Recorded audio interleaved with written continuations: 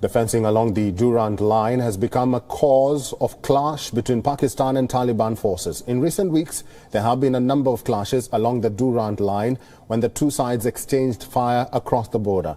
Now, there are reports of the Taliban preventing Pakistani forces from extending a barbed wire fence along the Durand Line. A new video has surfaced on social media which shows a track of Taliban forces uprooting fences on the Durand Line.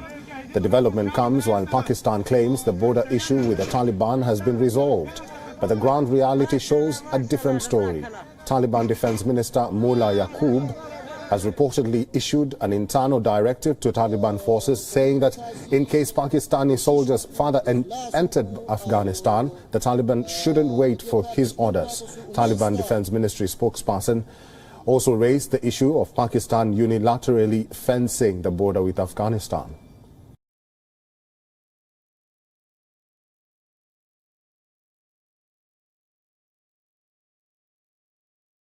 The largest group of migrants who broke through the Lithuanian-Belarusian border at the height of the latest migrant crisis have been returned to Baghdad. 98 Iraqis were promised a one-time payment of €1,000 after boarding the flight. Since the beginning of the migration crisis, Vilnius has expelled more than 500 migrants who arrived via Belarus. Poland, Latvia, Lithuania, followed by the EU, the US and other Western countries accused the government of Alexander Lukashenko of using illegal migrants to solve political problems. Minsk and Moscow blame Europe for the crisis. According to the Belarusian Red Cross, there are around 600 foreigners still hoping to get into the EU at a holding center near the border.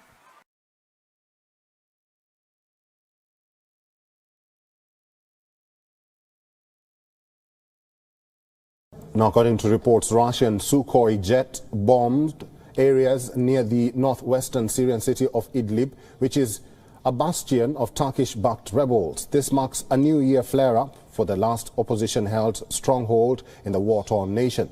Witnesses and rebel sources claim warplanes flying at high altitude dropped bombs on several towns and a main water pumping station serving the overcrowded city of Idlib. Idlib is home to more than 1 million people. An official at the city's water utility service said it was out of action as a result of the strikes. A senior UN official confirmed the water station was badly damaged in an airstrike. UN Deputy Regional Humanitarian Coordinator Mark Cutt says such attacks worsened the humanitarian plight of millions of displaced Syrians.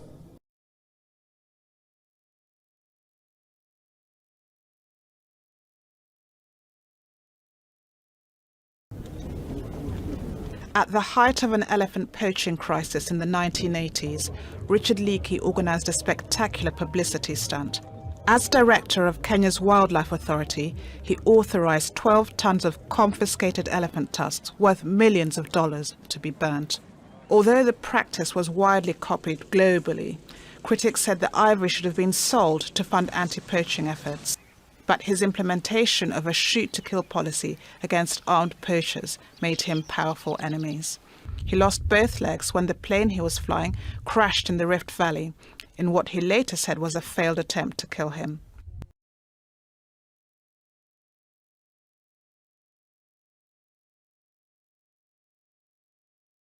Sworn in August 2019, Abdalla Hamdok became the first civilian Sudanese Prime Minister in 30 years. The veteran economist was tasked with leading Sudan's transitional government after the ousting of longtime leader Omar al-Bashir. But all was not smooth sailing.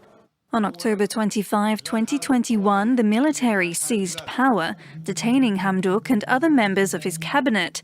General Abdel Fattah al-Burhan said he led the coup to prevent civil war, but the power grab sparked weeks of mass protests.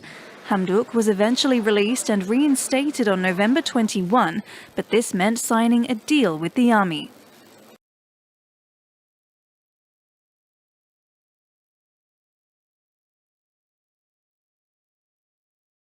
In downtown Bamako, Malians are absorbing the news the elections they were promised next month aren't going to happen and may not for up to 5 years. Opposition leaders say the decision by the transitional government is unacceptable. When junta leader Colonel Assimi Goïta was sworn in last July following 2 military coups in less than a year, he sought to unite Malians and said presidential elections would be held. But on Thursday, a conference charged with recommending an election timetable said the polls should be delayed by between 6 months and 5 years. Goïta's supporters agree now is not the time for elections.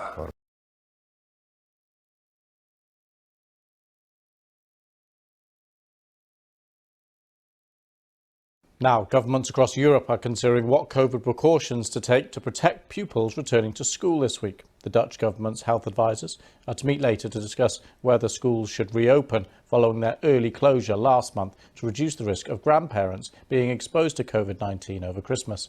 On Sunday, police in Amsterdam arrested at least 30 people at an unauthorised protest against lockdown measures and vaccinations. The Netherlands has been in lockdown since mid-December. Anna Holligan reports. The first major anti-lockdown demo of the new year, and the focus of their discontent was clear. 4 officers were injured when people tried to break through a barricade. A few protesters were hurt too. They object to the rules suddenly imposed by the Dutch government a few days before Christmas to limit social interactions, protect the vulnerable in society and relieve pressure in hospitals.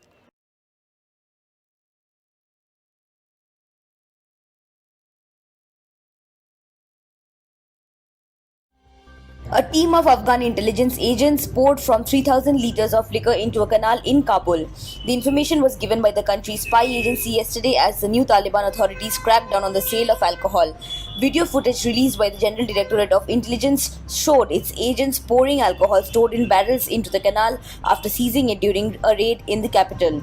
The agency posted on Twitter yesterday. In the footage posted by the agency, an intelligence official said that Muslims have to seriously abstain from making and delivering alcohol.